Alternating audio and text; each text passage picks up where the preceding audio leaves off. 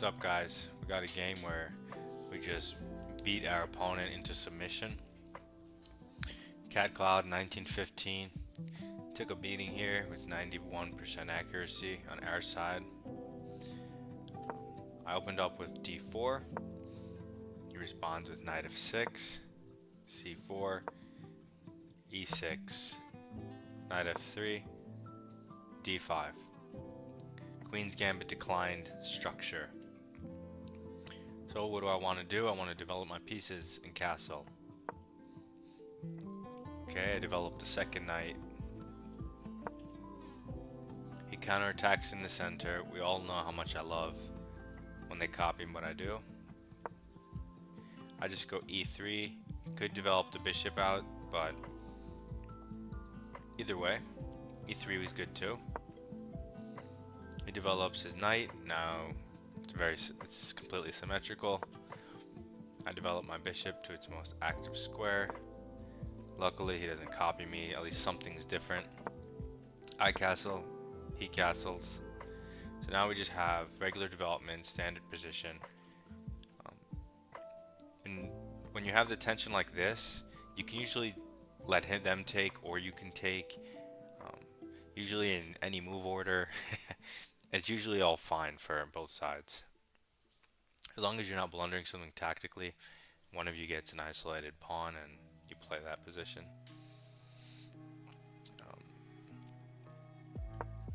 So I go a3, controlling the b4 square from his pieces.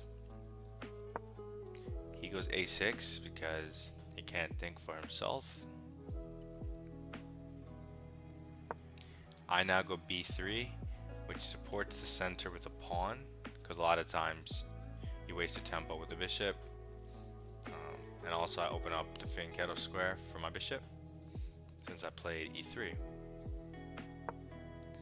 He plays h6, which I'm happy to see because it doesn't do anything as far as what my plans are concerned. So I fianchetto my bishop. Now he takes in the center. He just couldn't take it anymore. He had to release the tension. And I take back with the pawn, wanting to keep a nice pawn duo here controlling the center. He takes the central pawn, and I take back with the pawn because I want to keep a beautiful pawn duo supporting a knight, shielding my bishop and my queen and my knight. Like it all looks really nice. He gets his queen out of the way, maybe to swing a rook over, that makes sense, and challenge the d-file a little bit. I move my rook over to a semi-open file, supporting a knight jump in the future, as well as developing a piece. He now puts his rook to the very natural d8 square, where it looks like it belongs, and it looks like it's doing its job. So it's a very human move. And the thing is, what it didn't like is the computer wants me to play d5. Pawn takes, knight takes, hitting everything. So basically this. So he has to take it. Then I have to take back. And he can't take because of his bishop check and the rook hangs. I did not do that. I did the second best move, unfortunately. A more sensible, calm approach that I can calculate easily. He goes bishop d6, I guess trying to make his bishop more active and lining up on this guy.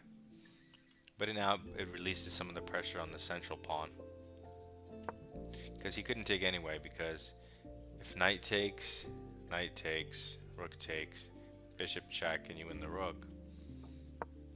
So he figures, might as well put my bishop here, hitting the pawn. I say, okay, well, if you're going to put your bishop here, I'm going to jump my knight into the center and hit that bishop. So thank you very much. So he says, well, I'm not going to let you take my bishop. So he takes my knight. I have to take his knight. And now I have a nice bishop in the center of the board and a nice fianchetto bishop. He moves out of the center, so opening up another attacker and hitting the rook with tempo. Gotta move the rook. We move the rook up one. I didn't want to block my bishop, so I moved it here. I guess I'm blocking this bishop now. Can't have it all.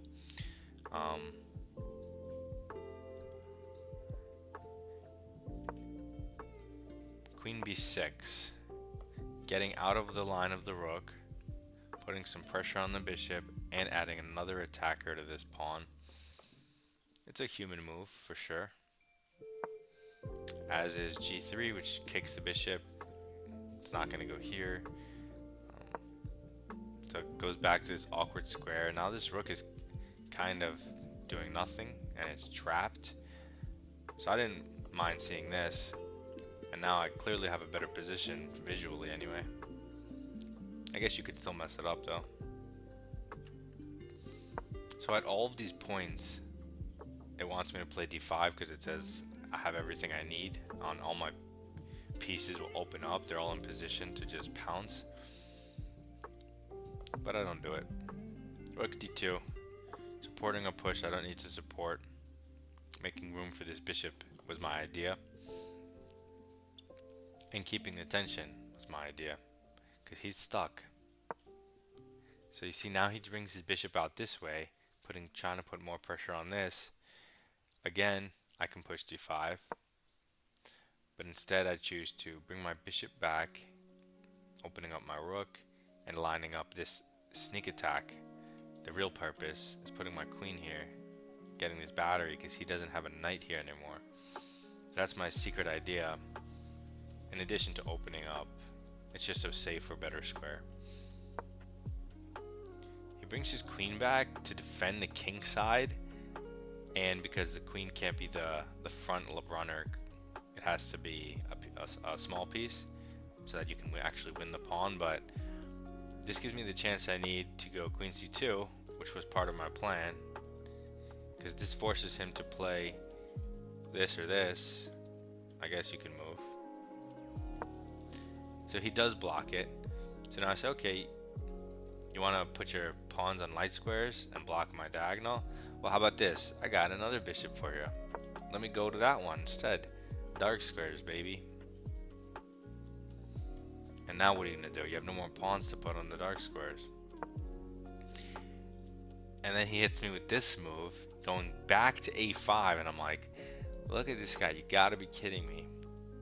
Going for a queen trade. I'm trying to make these batteries, and he comes sneak attacks me with this queen trade that I missed. I said, no way, Jose. Queen e3. I'm gonna get to these dark squares somehow. At least now I'm hitting a pawn, so this is with tempo. So what are you gonna do about it? It does walk into this, so I had to consider that, but nothing works. So, and this is defended a ton of times, so. And even this defends this, defends this, defends this. So now he goes here to defend the pawn I was hitting and to attack the knight. Now I could go back to c3 because that's clearly a good move, but then he'd probably repeat, so there's no point in doing that. So instead I choose queen f4, which just slowly creeps my queen in to the position somehow, and it's going to be very hard for him to stop because, you know, the king can't defend the square because this diagonal is too strong. Basically, he loses on the dark squares because his bishop's over here having a picnic with his rook. They forgot that they were in the game.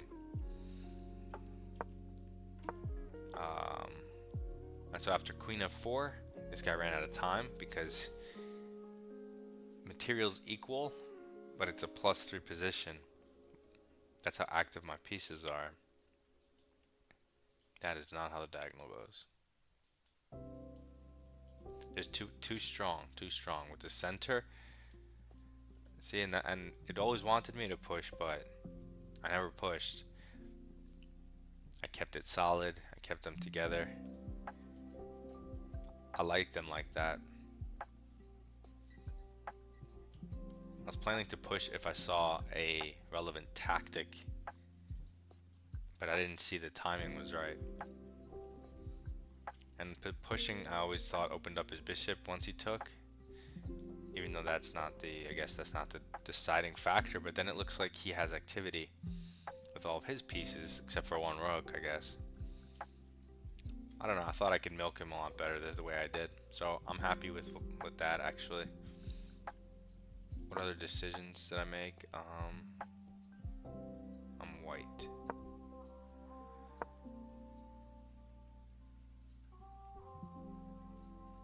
Yeah, I guess just calculate d5 further.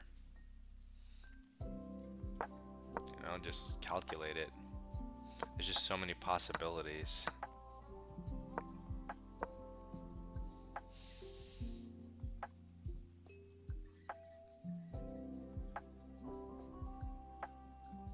I mean, it's always hard for me to know what I'm looking at here.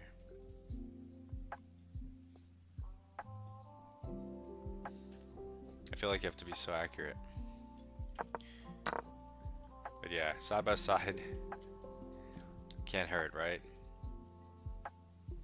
Alright, we got the win. That was pretty easy. It only took like 24 moves, so that was a short game. We stomped this guy. We messed him up mentally. He couldn't even finish the game. See that? Alright. Another win. Keep on climbing. 2100.